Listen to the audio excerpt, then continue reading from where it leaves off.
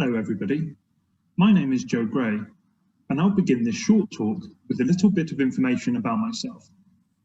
I'm a natural historian and conservationist and I live in Great Britain. I have a deep interest in the practical implications of the ecocentric worldview, which is a philosophy that finds and honours intrinsic worth in all life. As part of this interest, I run a website called Deep Green Earth. Relatedly, about 5 years ago, I co-founded a free-to-access journal with an ecocentric remit called The Ecological Citizen. Of particular relevance for this conference, we are planning an upcoming issue that will be dedicated to plant life, so do keep an eye out for more information on that.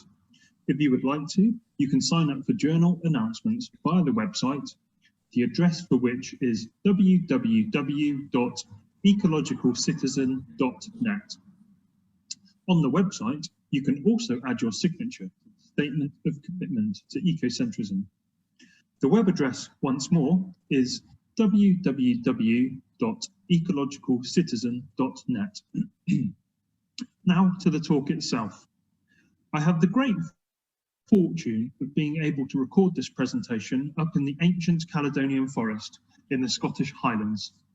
Having been cooped up for 6 months in a city where bricks and tarmac dominate one's vista and such ghastly things as plastic lawns are becoming ever more prevalent, it is a metaphorical and literal breath of fresh air to finally be in the forest again. Here, the terrain is flooded with a canopy of Scots pines and birches, an understory of heather, juniper and blaeberry, and a ground layer of mosses, to mention just some of the plant actors. All of these organisms provide a vital connection between the soil and other life forms, but there is more to say than just that.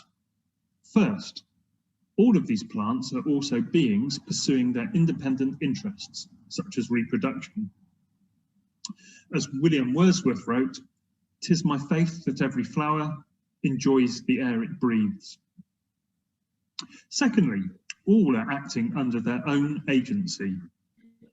And thirdly, and resultantly, at least through an ecocentric lens, all have moral standing. When I talk about ecocentrism, I am giving a name to a radical idea, as judged by the current machinations of politics and society. Radical this idea may be, but it is not, however, a new one. There were early rumblings of ecocentrism as a worldview in the late 19th century via the writing of Scottish-American conservationist John Muir. He observed the following, for instance: "How narrow we selfish, conceited creatures are in our sympathies, how blind to the rights of all the rest of creation." By the middle of the 20th century, something akin to ecocentrism had gained a more formal expression in Aldo Leopold's land ethic. Leopold wrote in the posthumously published Sand County Almanac, "All ethics so far evolved rest upon a single premise, that the individual is a member of a community of interdependent parts. His instincts prompt him to compete for his place in that community, but his ethics prompt him also to cooperate. The land ethic simply enlarges the boundaries of the community to include soils, waters, plants, and animals, or collectively, the land." Leopold's ideas were heavy on concept, but light on detail, leaving much philosophical work still to do.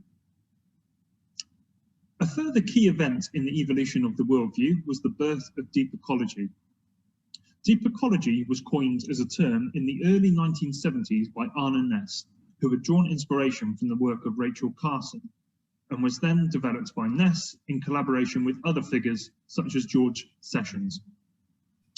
It provides a platform of overarching principles to guide humanity's relationship with the earth and other beings, including plants, in a way that respects the intrinsic value of non-human life.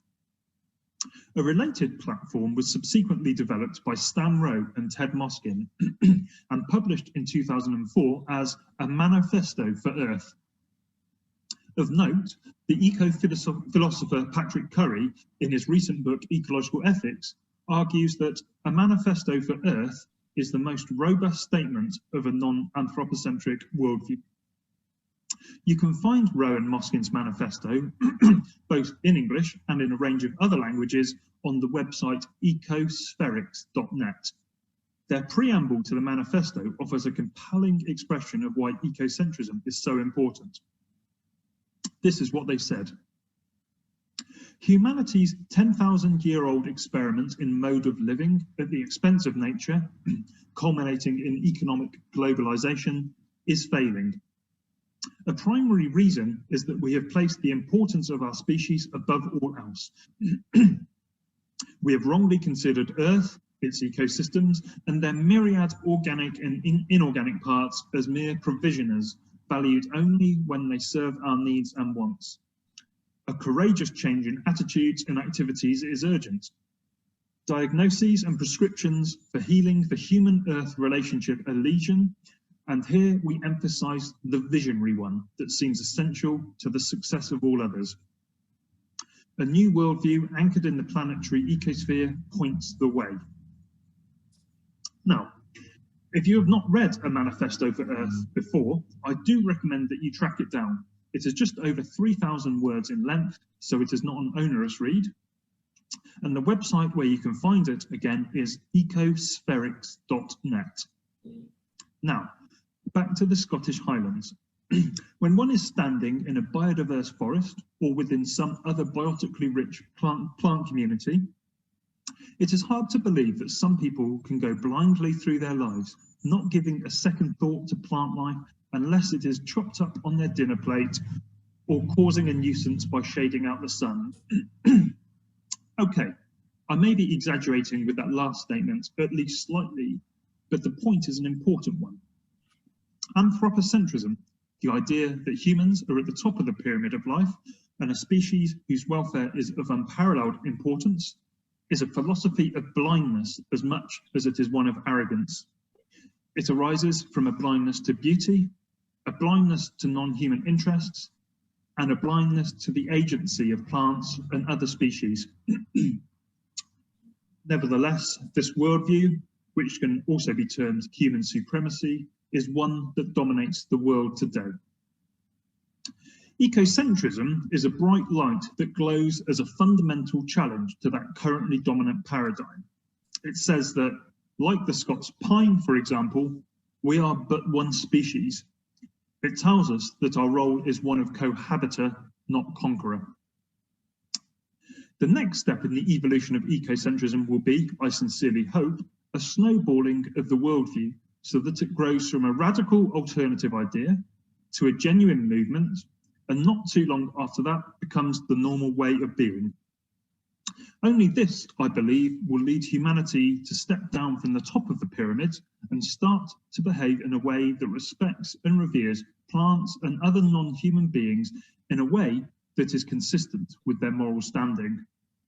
Conversely, without such a change, plants and other non-humans have cause for deep concern about the future of life as they know it.